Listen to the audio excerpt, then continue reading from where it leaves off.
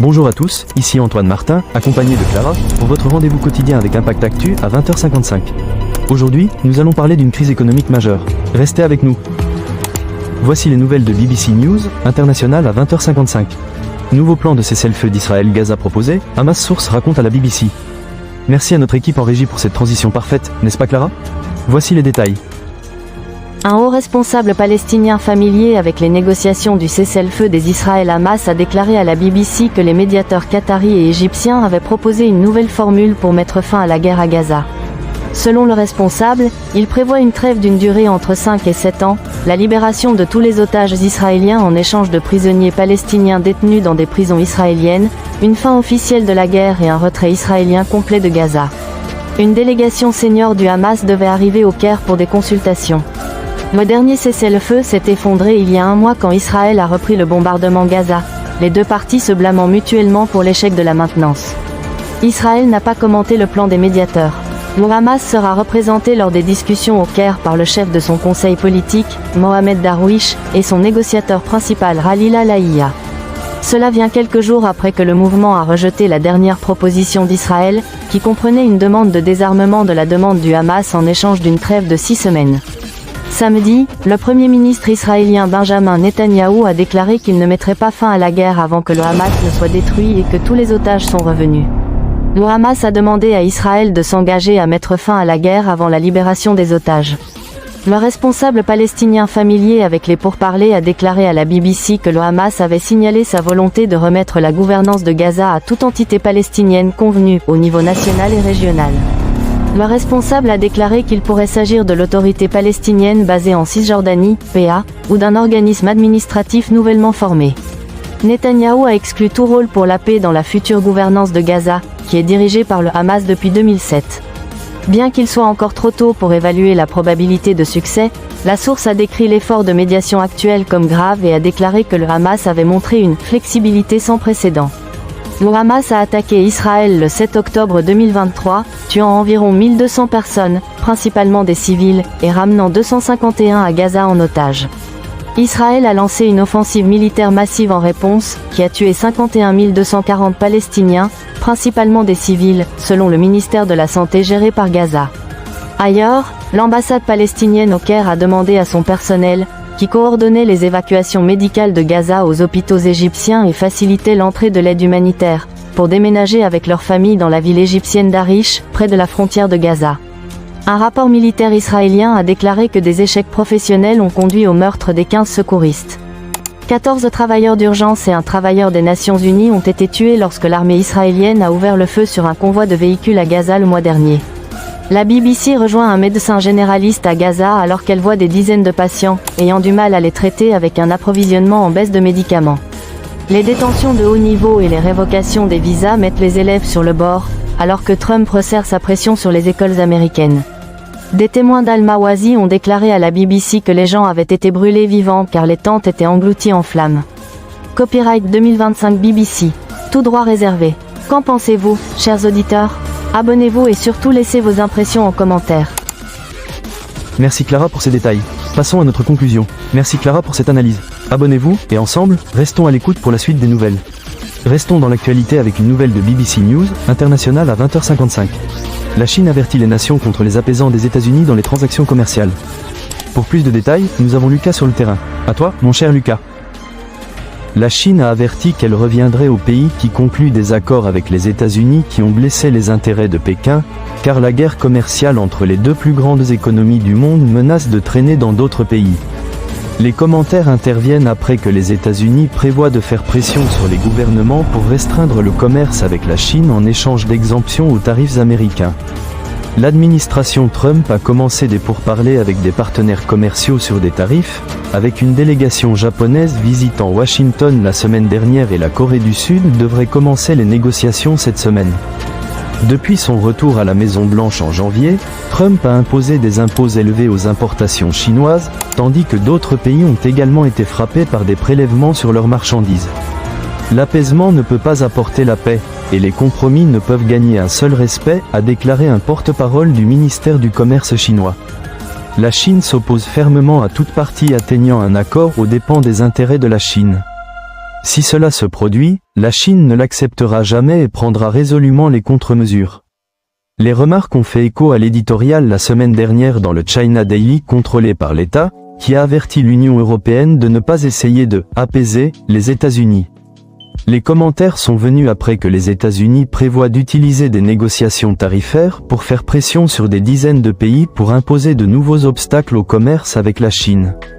La BBC a demandé au département du Trésor américain et aux représentants du commerce américain des réponses au rapport. Trump a déclaré que plus de 70 pays avaient contacté des négociations depuis l'annonce des tarifs. Si vous y mettez les chiffres, environ 20% de la rentabilité du Japon provient des États-Unis, environ 15% proviennent de la République populaire de Chine, a déclaré Jesper Koll, de l'opérateur de la plateforme de trading en ligne japonaise Monex Group. Certes, le Japon ne veut pas devoir choisir entre l'Amérique et la République populaire de Chine. Le Japon a lancé des négociations avec les États-Unis la semaine dernière lorsque son premier négociateur tarifaire, Ryosei Akazawa, a rencontré le président américain à Washington DC. Le président par intérim de la Corée du Sud, Han Duck-soo, a déclaré que son pays commencerait des pourparlers commerciaux avec les États-Unis plus tard cette semaine.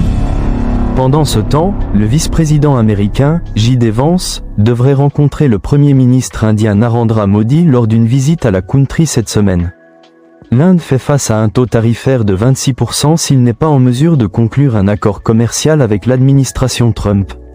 La semaine dernière, Vance a déclaré qu'il y avait une « bonne chance » qu'un accord commercial pouvait être conclu avec le Royaume-Uni. Nous travaillons certainement très dur avec le gouvernement de Keir Starmer, a-t-il déclaré dans une interview avec le site web Nerd. Depuis l'inauguration de Trump, il y a eu une rafale d'annonces sur les tarifs.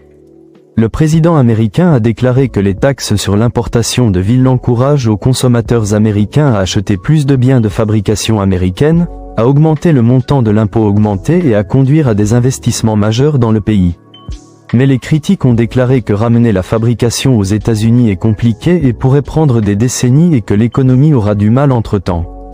Trump a également fait un retour en arrière sur bon nombre de ses annonces. Quelques heures seulement après des prélèvements de fortes dizaines de partenaires commerciaux américains ont été lancés plus tôt ce mois-ci, il a annoncé une pause de 90 jours sur ses tarifs à tous les pays de la Chine, face à l'opposition croissante des politiciens et des marchés. Trump a imposé des impôts jusqu'à 145% sur les importations en provenance de Chine. D'autres pays sont désormais confrontés à un tarif américain de 10% jusqu'en juillet. Son administration a déclaré la semaine dernière que lorsque les nouveaux tarifs sont ajoutés à ceux existants, les prélèvements sur certains produits chinois pourraient atteindre 245%. La Chine a riposté avec une taxe de 125% sur les produits des États-Unis et a vu « combattre jusqu'à la fin ». La guerre commerciale entre les deux plus grandes économies du monde envoyait des eaux à travers les marchés financiers mondiaux ce mois-ci. Le géant postal cessera d'expédier des forfaits aux consommateurs américains après une augmentation des formalités administratives aux douanes. Le magnat et le conseiller de Donald Trump ont déménagé ses entreprises de la Californie vers un centre du Texas principalement rural. Ce qui se passe avec les obligations américaines, pourquoi Donald Trump se soucie et comment les Américains ordinaires pourraient être affectés. Le groupe économique international prédit des marques notables, mais pas une récession. La Chine encourage ses retraités à consacrer leurs économies à des initiatives amusantes pour aider à stimuler son économie, alors que la guerre commerciale du pays avec les États-Unis fait rage. Copyright 2025 BBC. Tout droit réservé. Qu'en pensez-vous, chers auditeurs ? Abonnez-vous et surtout laissez vos impressions en commentaire. Merci Lucas pour ce reportage. Clara, on reste dans l'actualité économique, n'est-ce pas ? Merci Lucas pour cette analyse. Abonnez-vous et ensemble, restons à l'écoute pour la suite des nouvelles. Et maintenant, une courte pause. Voici un message de notre partenaire, EcoGreen, pour un avenir plus durable. Restez avec nous sur Impact Actu. Et pour finir, une dernière nouvelle de BBC News, internationale à 20h55. El Salvador propose un échange de prisonniers du Venezuela impliquant des déportés américains. Clara, peux-tu nous en dire plus ? Le président d'El Salvador a proposé de rapatrier 252 Vénézuéliens expulsés par les États-Unis et emprisonnés dans son pays, si le Venezuela publie le même nombre de prisonniers politiques. Nayib Bukele a fait appel directement au président vénézuélien Nicolás Maduro dans un article sur les réseaux sociaux. Il a déclaré que de nombreux déportés vénézuéliens avaient commis un viol et un meurtre, tandis que les prisonniers politiques vénézuéliens n'étaient emprisonnés que parce qu'ils se sont opposés à Maduro, dont la réélection l'an dernier est largement contestée. Plus tard, le procureur en chef du Venezuela, Tarek William Saab, a critiqué la proposition de Bukele. Il a demandé à savoir quels crimes les déportés ont été accusés, qu'ils avaient comparu devant un juge ou avaient accès à un conseiller juridique. Le gouvernement vénézuélien fait valoir qu'il n'a pas de prisonniers politiques, une réclamation rejetée par des groupes de droit. Dans un article sur X, Bukele a écrit « Je veux vous proposer, Maduro, un accord humanitaire appelant au rapatriement de 100% des 252 Vénézuéliens qui ont été expulsés, en échange de la libération du nombre identique parmi les milliers de prisonniers politiques que vous tiendez. » Il a également mentionné près de 50 prisonniers d'autres nationalités, dont des citoyens américains, dans le cadre de l'échange proposé. Ces dernières semaines, plus de 200 Vénézuéliens ont été envoyés des États-Unis au Salvador.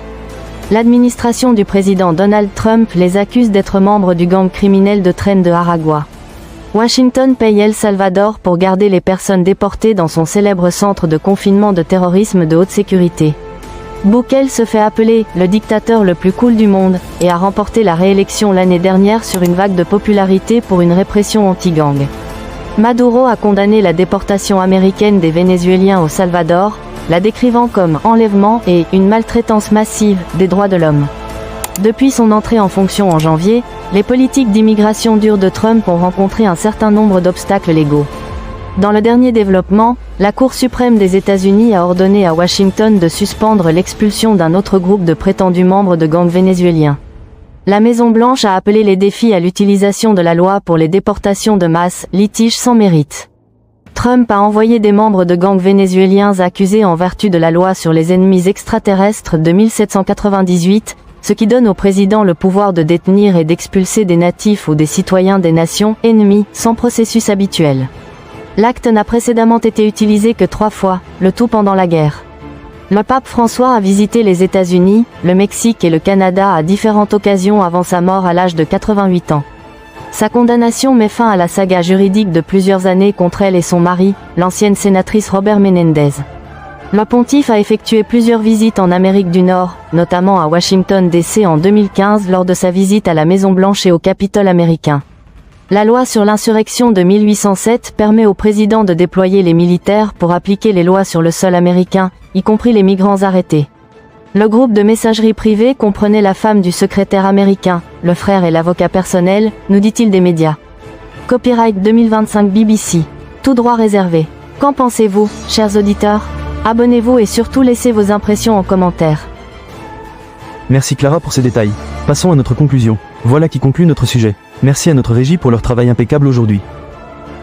C'est tout pour aujourd'hui sur Impact Actu. Merci à Clara et Lucas pour leurs interventions, à notre équipe en régie, et surtout à vous, nos auditeurs fidèles. Suivez-nous sur nos réseaux sociaux pour ne rien manquer, et à demain pour une nouvelle émission. Au revoir.